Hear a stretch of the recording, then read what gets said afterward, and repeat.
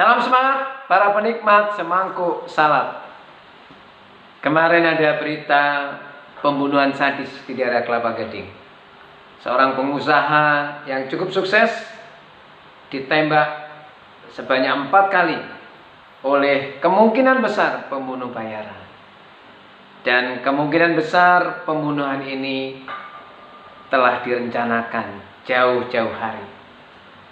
Setiap pembunuhan berencana pasti diawali oleh hal-hal yang mendahului atau peristiwa-peristiwa yang tidak mengenakkan yang mendahului.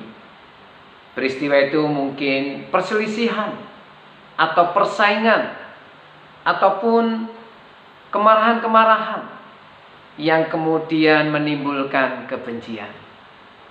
Dan ketika kebencian itu dipendam dan ketika konflik itu tidak diselesaikan secara baik dan benar, maka kebencian itu akan melahirkan tindakan-tindakan yang lebih mengerikan. Dan puncaknya terjadilah pembunuhan.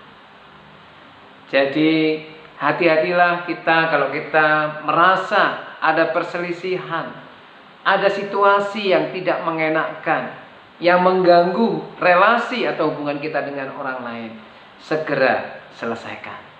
Bahkan firman Tuhan mengatakan kalau kita marah diberi batasan. Jangan sampai matahari terbenam dan marah kita belum padam. Jangan sampai marah kita melahirkan dosa. Dan sekali lagi, kalaupun ada perselisihan yang menimbulkan kemarahan, jangan disimpan, karena itu akan bisa melahirkan kebencian. Dan kebencian itu kalau dibuahi terus akan melahirkan rencana-rencana untuk meniadakan orang yang kita benci, untuk menghambat orang yang kita benci. Mari kita belajar dari satu kebenaran firman Tuhan yang boleh mengingatkan kita malam hari ini. 1 Yohanes pasal yang ketiga ayat yang ke-15. 1 Yohanes 3 ayat 15 berkata demikian. Setiap orang yang membenci saudaranya adalah seorang pembunuh manusia. Dan kamu tahu bahwa tidak ada seorang pembunuh yang tetap memiliki hidup yang kekal di dalam dirinya. Firman Tuhan mengatakan setiap orang yang membenci saudaranya adalah seorang pembunuh manusia. Dan kamu tahu bahwa tidak ada seorang pembunuh yang tetap memiliki hidup yang kekal di dalam dirinya. Sekali lagi firman Tuhan ini mengatakan bahwa kalau kita membenci saudara kita sedemikian rupa, maka kita disebut pembunuh. Dan bagi seorang pembunuh, firman Tuhan mengatakan tidak ada kehidupan kekal bagi orang itu. Saudara yang terkasih dalam kasih Tuhan Yesus Kristus, mari kita telisik hati kita. Kalau masih ada kebencian terhadap saudara atau rekan kita atau sahabat kita atau dengan siapa aja, mari kita jujur dan mari kita selesaikan. Jangan sampai kebencian itu membuahkan hal-hal yang tidak benar dan tidak berkenan kepada Allah.